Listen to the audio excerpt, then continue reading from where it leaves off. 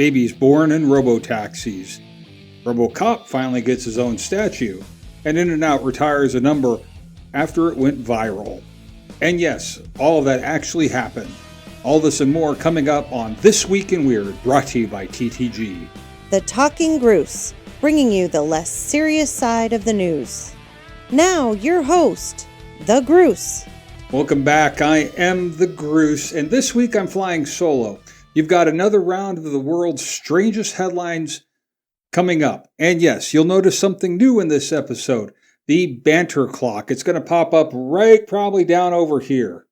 Now, whenever we start bantering, you'll see it pop up on screen, giving me and the co-host 2 minutes max to keep the joke sharp and the pace tight. So let's dive in. Now, in San Francisco, a mom went into labor inside a driverless Waymo taxi.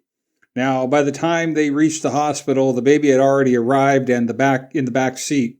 The car's support team even called 911 mid-ride, and the vehicle was pulled out of service for some serious cleanup. Now, how would that be as a kid? You can say, hey, baby's first ride was in a Waymo.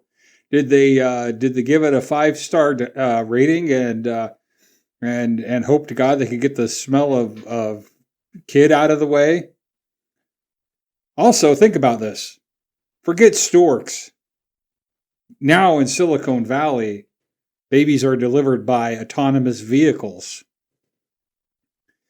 You know, another thing is you can also try imagining explaining to your kid, you were born in a taxi cab in traffic. Oh yeah, but there was no one driving. But maybe by the time they get old enough, they'll actually be a normal thing. Now, a Swedish musician spent months teaching his pet octopus to play piano using crab treats. Now, the octopus managed to hit notes even though it was a rough version of Baby Shark.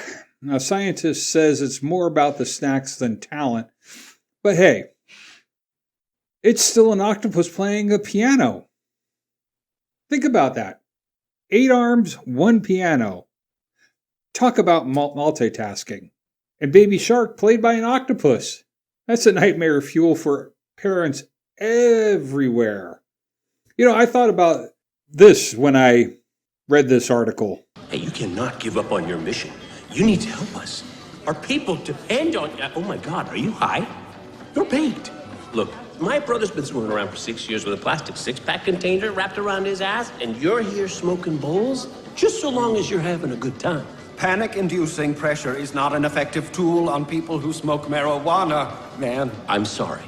Yes, that was the octopus from Resident Alien, if any of you watched that. You know, next up, you're going to have the octopus going to join a jazz trio and demand crab snacks in the green room. Oh, now internet trends. In-N-Out Burger had to retire the number 67 from its order tickets after customers turned it into a viral cheer. Now they even pulled 69 for obvious reasons. The trend got so big that dictionary.com named 67 the word of the year. Now only in America do we cheer for a random number at a burger joint. You know, retiring 67 and 69, I can understand 69. If you guys are really us, what number are we thinking of? 69, dudes! Oh, you know, guess 768 is safe now. And dictionary.com, what are you guys doing? 67, the word of the year. Yeah, that's what I'm thinking. 67 is a number, not a word, guys. Now, after a decade of fan campaigns and fundraising, Detroit has unveiled its Robocop statue. It's 11 feet tall, it's bronze, and now stands in the Eastern Market. It's a permanent salute to the 1987 movie hero. Now, finally, we have in Detroit a cop who doesn't take a coffee break. He's 11 feet tall, bronze, and he's the basically only officer that nobody can defund. Now imagine explaining to tourists, yes, that's our cultural landmark, Robocop. But then again, we can also look at it as for years and years in Philadelphia, they have the statue of Rocky up from the movie.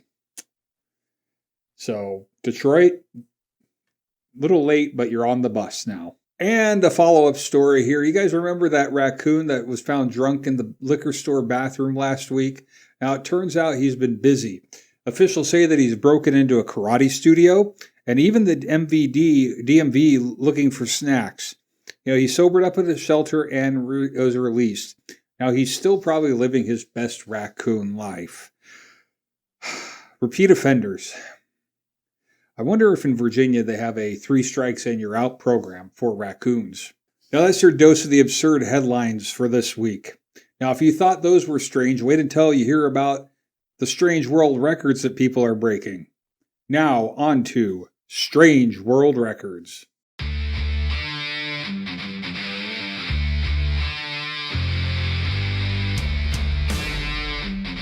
Now everybody, welcome back to Strange World Records. We have hungry hippos this week, Legos, and cookies. Now, David Rush teamed up with his son to clear a hungry hippos board in under 6 seconds. That smashed the old Guinness record and gave his son his first Guinness title. Now David Rush is getting his son involved in some of these ridiculous records. Now, 6 seconds flat. Now, that's faster than me eating a bag of chips, guys. It's also a form of dad and son bonding, breaking records instead of breaking furniture during game night. Also, Guinness should add a category for the most plastic hippopotamuses sacrificed in the name of glory. Now, over in Switzerland, volunteers built a mural out of 300,000 Lego bricks and stretched it nearly 80 feet long and 6 feet tall. They did it for a telethon, and now they are waiting on Guinness to confirm that it's the biggest Lego mural ever. Now, 3,000 bricks, and I'll step on the one piece that's left on the floor. We also have the world's largest Lego mural. It's proof. Well, I'm proof also, but it's proof that adults really never outgrow toys. And I believe in that. You have a telethon mural? Imagine donating and then realize that your money went to a giant Lego wall. And then in the Christmas season, we have the Christmas Cookie Exchange in Pittsburg. Now, hundreds of bakers came together in Pittsburg to swap cookies. Over 83,000 of them. Nearly 74,000 were exchanged in one day, and they were hoping that Guinness will recognize it as the largest cookie exchange on record. Now, they've swapped nearly 83,000 cookies, so 74,000 cookies. Now, just think. With that, Santa's supply chain just got an upgrade. It is the largest cookie exchange ever is what they're trying to go for. Now, somewhere, I'm sure one person still brought an oatmeal raisin cookie. And just think about this. Guinness record or not, that's a lot of Tupperware. Well, good luck to the Legos and to the cookie people. We do hope here at TTG that you do win that world record, and we will be following up for all of you out there to see if it actually did happen. Now, from hippos to Legos to cookies, the creativity never stops, and that's why we love record-breaking oddities. And that wraps up this week's ride through the weird and wonderful. If you had a laugh, hit the like button, subscribe, ring that bell like it's Christmas, and share this with someone who needs a dose of odd news. Now, we'll be back with more headlines that prove that reality is stranger than fiction. Until then, stay curious, stay entertained, and we'll see you next time.